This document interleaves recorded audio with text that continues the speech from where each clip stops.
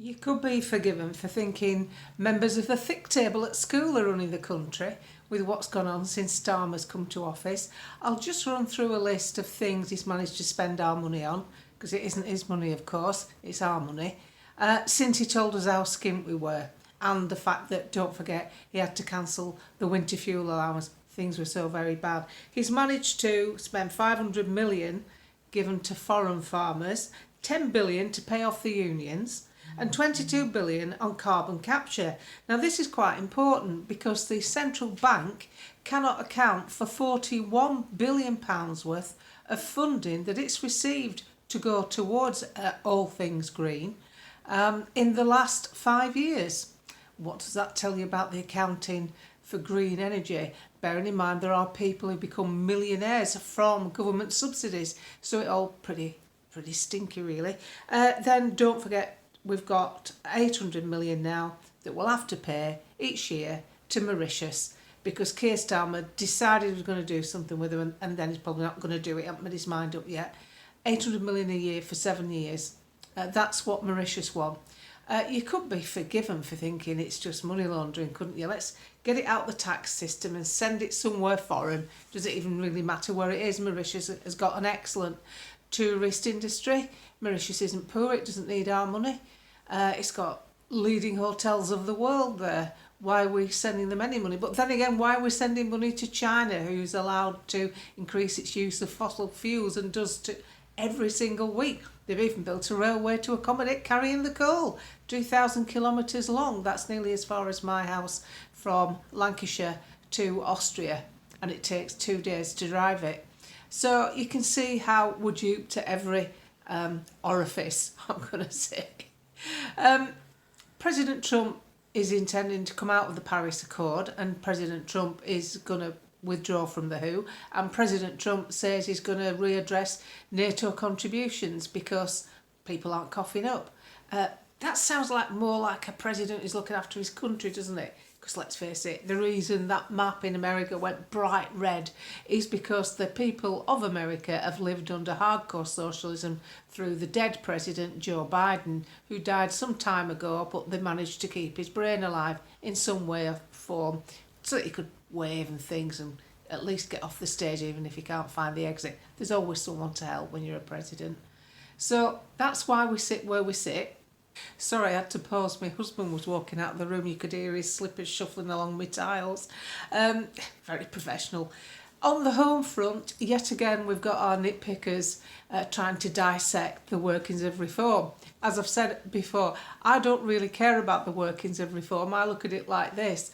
As far as reform goes, I'm sure its multi-millionaire investors will have it tied up tighter than a camel's arse in a sandstorm. I don't think they're going to let reform get away with very much.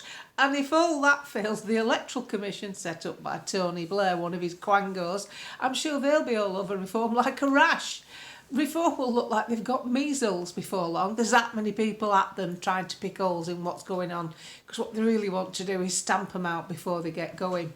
On that note, they've had another 20,000 members since Kemi Badenoch made the absolute faux pas, who's in charge of a Twitter page, by publicly announcing that Farage is cheating and faking his memberships. Apparently not, because even Sky News had to agree that it was all above board. The thing is, Kemi, do what I do on social media. When you apologise as soon as you can. Take the post down, say you're sorry, be as public as you can, grovel lower than a snake's belly, and it'll be forgotten in 3 days. As it is, it's festering on, because every time you don't apologise, people are thinking, drumming the fingers, drum, drum, drum. Who the hell's in charge of the Conservatives? You're doing them and yourself no favour. Having a good voice at the ballot box isn't necessarily what it takes to run a good country. What it takes to run a good country is to scream from the rooftops how wrong Labour are getting it. Not have some amusing banter where the Speaker of the House, who's from Lancashire, can have a jolly good laugh about it and tell you so in his Lancashire accent. I'm sorry, that's not good enough for me. I'm sick of seeing you lot laughing and joking when you know what questions are coming, so you know how to answer. It's just theatre. It's meaningless. Meantime, the only escape vehicle we've got is the Reform Party. So nitpicking about who's driving it is really slowing the escape route down somewhat, in my view. So whilst I don't agree with political parties and I've never joined one, I will be backing this party with my rhetoric and my vote in the hopes that sometime in the future I can get some semblance of sensible government back in this country. So I'm going to run through a list. I'll probably read you my posts out that I put on Twitter, because yet again, quite key voices were unfolding yesterday on Twitter, having a go at Reform not being democratic. I'm more interested in not really the setup of Reform. I'm interested in the setup of the country. I see how my country's set up with its government and parliament, and I'm not happy with that. And that affects every single one of us, not just people who vote or spend any money with Reform. So I'm more interested in what they're doing with our votes and legislation, and how they're creating things and not protecting our borders and not doing so many things that the public are screaming out to get done. So here's my list. So this is the post containing the list. You can always tell me what you think in the thread, you know I read it. The left never attack each other or highlight possible flaws. They don't have time, they're fighting us. They're very focused, they're good at it. We're not. That lot, the comment "that lot" was made by one man, not the whole party, and I'm well over it. It was a stupid comment and it's been filed under S for stupid. There, that's it, it's over. The party has some very valuable assets, like Rupert Lowe MP. It's a pity to see him and the others get trashed with the attacks and concerns about the party structure. I'm more concerned with how the country is set up, the Parliament and the government. The Tories and the Labour Party will be delighted with this infighting and fanning the flames of this issue. It keeps our mind off the big stuff. This is how I see it, and this is why I couldn't care less about how the party's set up. Do you think if Nigel Farage was Prime Minister, he would have put migrants in hotels? Do you think he would have signed up to PESCO? Do you think he would be giving fishing rights worth £100,000 each to foreign fishermen?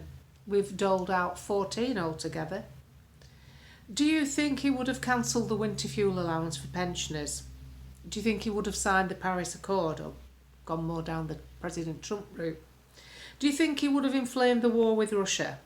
Do you think he would have created a tax to fine vehicle manufacturers for not making enough electric vehicles?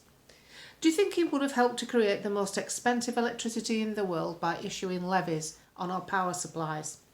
Do you think he would have slapped inheritance tax on farms and small businesses? Do you think he would have withheld the information on the Southport attack that helped to fan the flames of anger and discontent? After all, the public were on the right track. And do you think he would have written net zero into law, as Theresa May did? I don't think any of the above would have existed if a Nigel Farage-style Prime Minister was in office. And that's why I'll continue to support Reform at this moment in time. So obviously it's had a few replies. Lawrence has replied to me on it and one or two others. And it's all connected to supporting Tommy Robinson and supporting Nigel Farage. You can support both, especially if you're a layman or just a commentator. That's no problem. But unfortunately, Reform are under the microscope. And as I said earlier in this video, I'm quite happy to let the multi-millionaire backers who are doling their own money out on this and the decidedly left-leaning Electoral Commission, who don't really want any parties to set up at all, do they? I'm quite happy to leave that in their hands. It's not going to be one of my problems because the country has to address so many other issues. We need to back the fighting force that can grow and attack these problems for us. So let me know what you think on the thread.